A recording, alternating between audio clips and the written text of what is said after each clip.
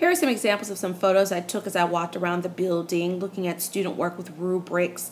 You'll see several pictures of students, of teachers really grouping their students' books by genre, which is really important.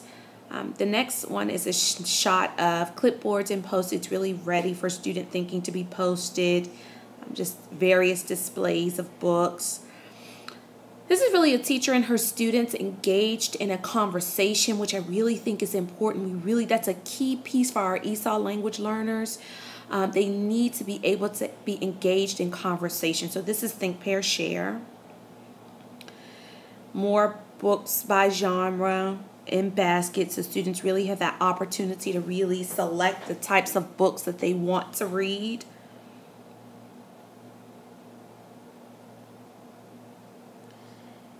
Here is evidence of student thinking, that the teacher was really engaged in a conversation with her students and really valued their work.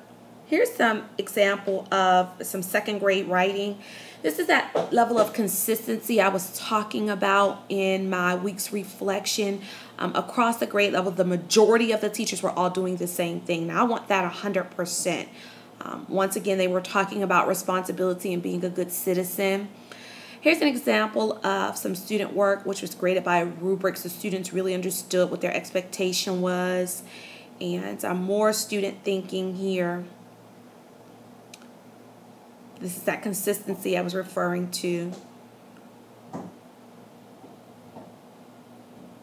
And that shows me, once I'm looking and I go into the different classrooms and really see things consistent, that lets me know that the teachers are really talking and planning with each other, which is so important. We really want to get that nonfiction of it, having that available for students. This is more student thinking. Students and teachers really engaged in conversation. The next one is a slide of a primary word wall. We really want to get our word walls up and running. Here's an example of objectives. You can post that whatever way you want. I just need to see them. Here's our classroom rules. I thought this was a really cute idea, so I showed that. Clipboards organized by baskets, which I thought was cool. It's another example of a word wall. Here's another example of our clipboards. I really want them being utilized this year.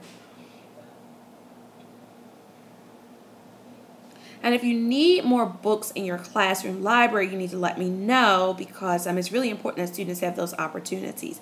Here's an example of more student writing and really student thinking, us talking and having conversations with students. Here's an example of objectives, really looking at our Common Core focus, which is important. And the last one is student data, really keeping track of how our students are doing.